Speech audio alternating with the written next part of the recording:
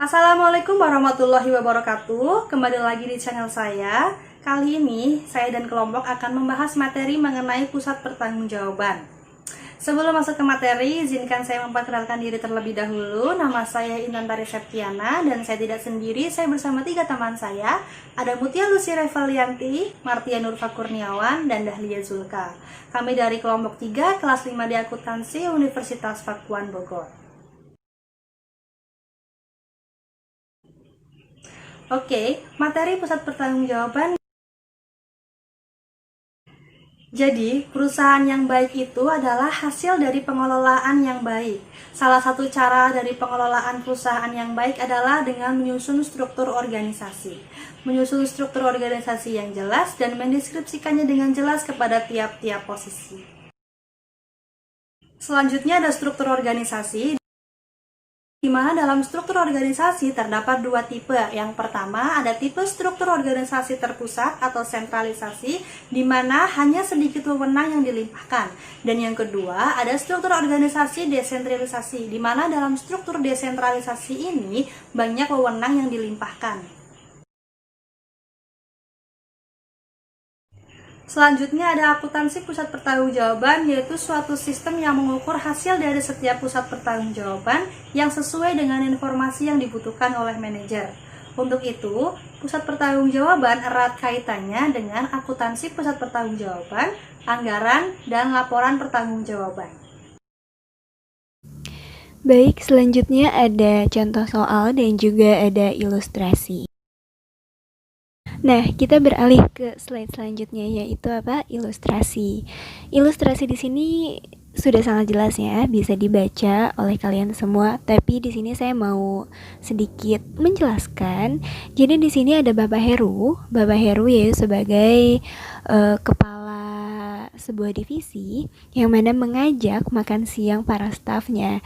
Nah, kenapa Bapak Heru mengajak para stafnya makan siang adalah untuk merayakan bahwa divisi yang dinaungi Bapak Heru ini baru diumumkan oleh manajemen tempat mereka bekerja menjadi salah satu divisi yang paling efisien. Nah, artinya apa? Artinya divisi Bapak Heru, karyawan-karyawan ini bisa mendapatkan atau berhak mendapatkan bonus tahunan yang lebih besar daripada karyawan lain karena prestasinya jelas.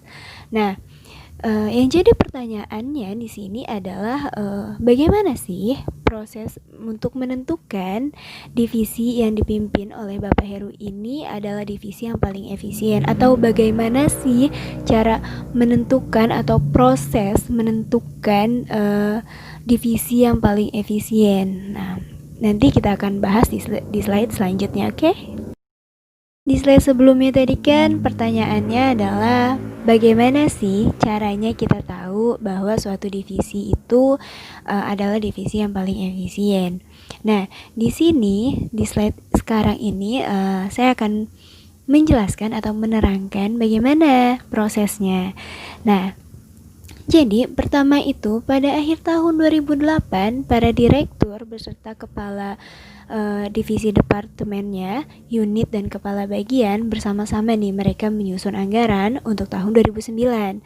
Nah, karena Bapak Heru sebagai seorang kepala divisi, dia ikut nih dalam proses penyusunan anggaran kos untuk divisi yang dipimpinnya. Nah, kemudian manajemen atau controller itu akan mengakumulasi sel uruh data akrual pada akhir periode yang ditentukan, triwulan atau semester atau tahunan.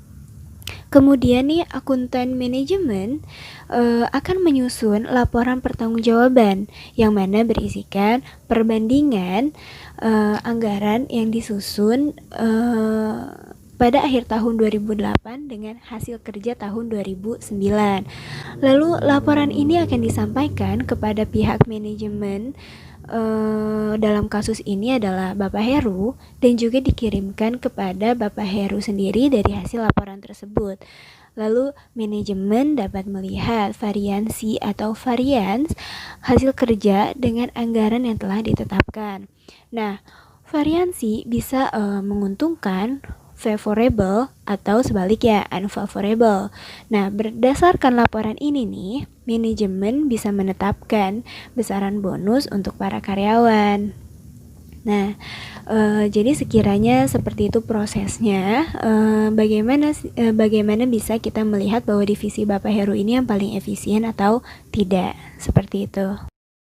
Lalu dari contoh atau ilustrasi yang telah kita bahas nih sebelumnya, dapat disimpulkan bahwa ada beberapa unsur yang diperlukan dalam model pengawasan dalam akuntansi penanggung-jawaban, yaitu tuh ada 4 nih. Yang pertama itu apa? Yang pertama adalah bagian atau unit organisasi yang akan dikendalikan atau responsibility center.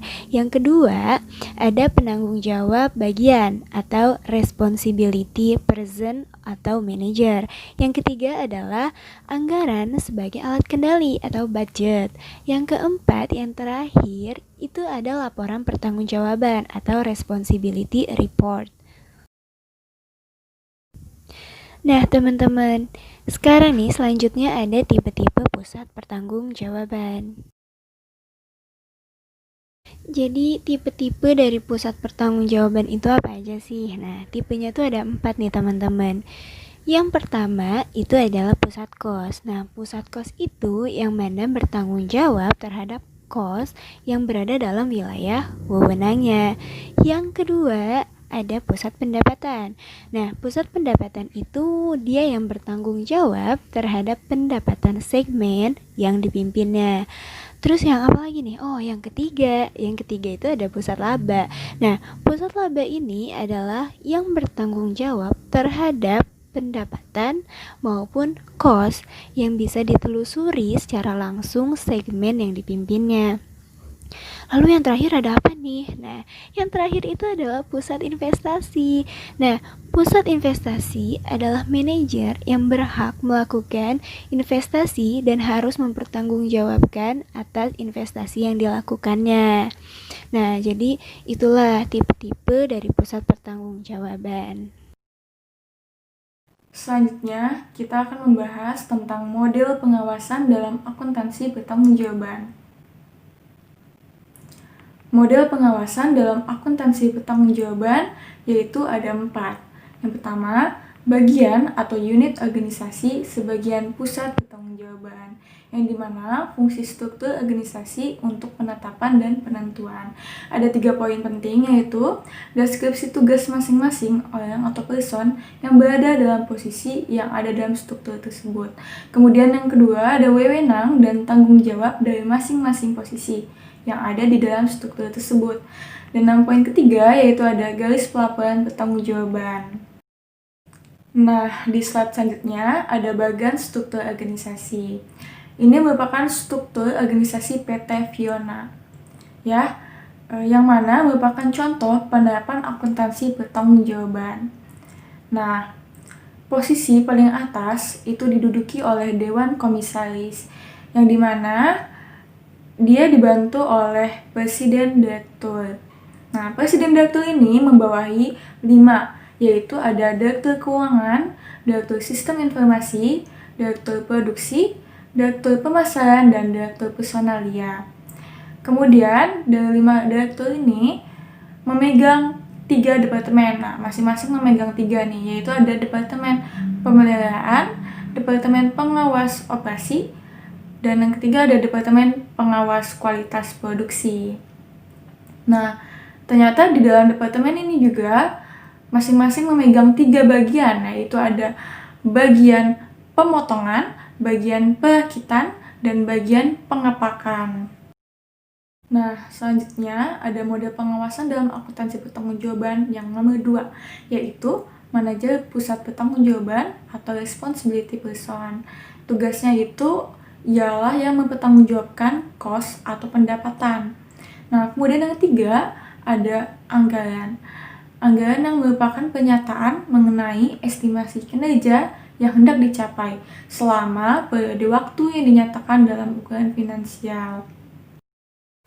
Kemudian ada penjelasan mengenai penganggarannya itu kegiatan operasi yang ditentukan di muka sebelum operasi sesungguhnya berjalan, dan kegiatan tersebut dijabarkan dalam bentuk uang. Nah, kemudian ada 3 faktor yang harus diperhatikan nih dalam penyusunan anggaran, yaitu ada partisipasi dalam penyusunan anggaran. Kemudian yang kedua ada tingkat kesulitan target anggarannya. Kemudian yang ketiga ada keterlibatan manajemen senior. Model pengawasan dalam akuntansi yang keempat yaitu ada laporan pertanggungjawaban, yang dimana ialah tempat atau sarana untuk penilaian kinerja dari pusat-pusat pertanggungjawaban. Biasanya nih, laporan ini dibuat pada akhir periode dan merupakan kumpulan atau gabungan laporan-laporan unit yang berada di bawah seorang manajer pusat pertanggungjawaban. Kemudian akan dikumpulkan atau diserahkan manajer atau pejabat yang lebih tinggi. Nah, selanjutnya kita akan membahas tentang contoh dan prosedur pembuatan laporan pertanggungjawaban. Nah, di sini diasumsikan setiap unit organisasi merupakan pusat kos, sehingga unit-unit tersebut mempertanggungjawabkan kos-kos yang berada di bawah pengawasan atau wewenangnya. Nah, untuk tahap 1, pembuatan laporan setiap bagian yang ada di bawah sebuah departemen. Misalkan proses pembuatan laporan yang berada di bawah pimpinan direktur produksi. Pertama kali, setiap bagian yang berada di bawah departemen produksi akan membuat laporan bagian masing-masing. Maksudnya gimana? Nih, tadi kan konteksnya departemen produksi. Nah, departemen produksi itu pasti ada bagian-bagiannya. Di sini kita ambil contohnya itu kita punya 3 laporan bagian. Ada kita misalkan laporan kos bulanan dari bagian perakitan, bagian pemotongan, dan bagian pengepakan. Nah, di situ pasti setiap bagian akan mengeluarkan laporan keuangannya. Nah, di sini kita bisa lihat contoh laporan bulanan di bagian perakitan nih. Ya. Oke, di sini ada tabel 6.1 itu laporan tingkat 1 bagian perakitan. Nah, di sini ada nama PT-nya, PT Fiona, bagian perakitan, laporan kos bulanan. Nah, kita cantumkan juga ini itu laporan bulan apa? Bulan Oktober 2009. Nah, pimpinan bagiannya misalnya Muhammad Akbar ST. Nah, di sini ada informasi tentang jenis kos, anggaran, aktual, dan varians. Nah, jenis kosnya di sini ada kos tenaga kerja langsung, anggarannya nih untuk bulan ini 1.400 dan untuk sampai bulan ini udah 4.000, dianggarkan 4.000. Nah, sedangkan aktualnya untuk bulan ini itu 1.600 dan sampai dengan bulan ini 4.300. Maka muncullah variansnya. Untuk bulan ini 200 UF atau UF itu tuh maksudnya unfavorable. Kalau F itu favorable. Kalau favorable itu kayak menguntungkan. Jadi maksudnya kayak gini. Untuk bulan ini kita menganggarkan kos tenaga kerja langsung itu 1.400. Itu yang kita anggarkan. Tapi yang aktualnya atau yang benar-benar terjadinya 1.600. Ya, padahal kita nganggarin 1.400 tapi aktualnya lebih gede nih, berarti itu kayak jatuhnya rugi gitu. Kurang lebih seperti itu. Jadi untuk bulan ini 200 UF dan sampai dengan bulan ini 300 UF.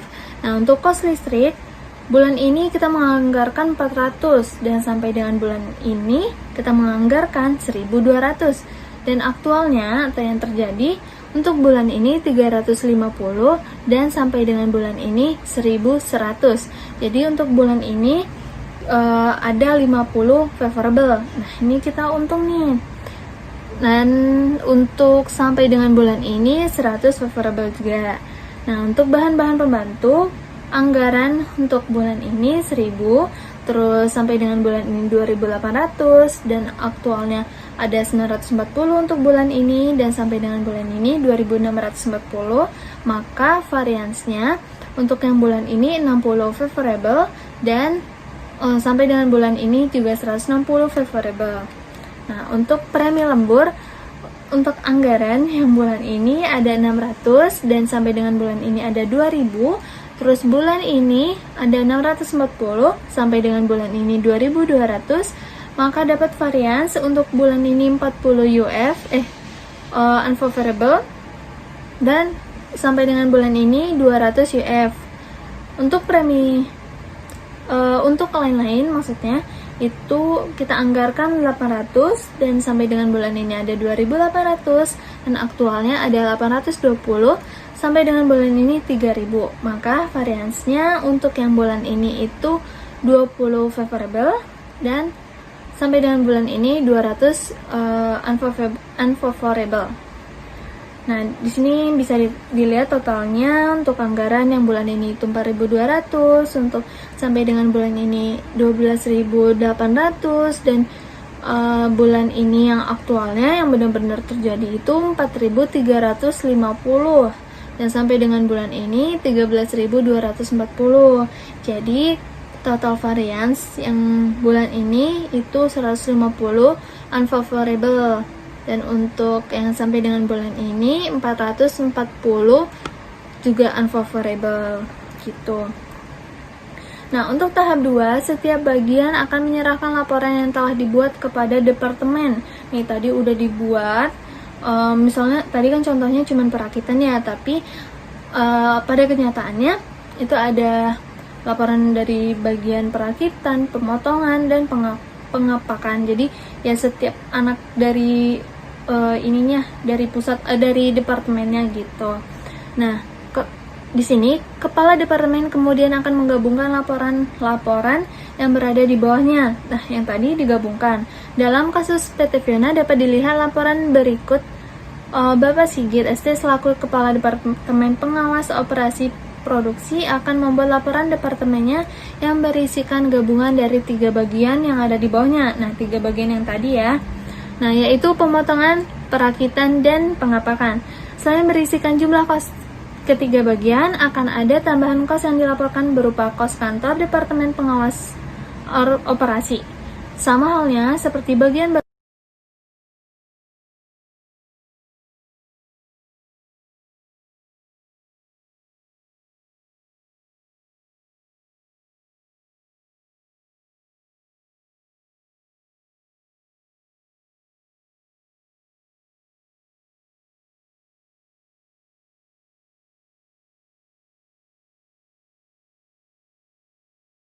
Selanjutnya tahap 4.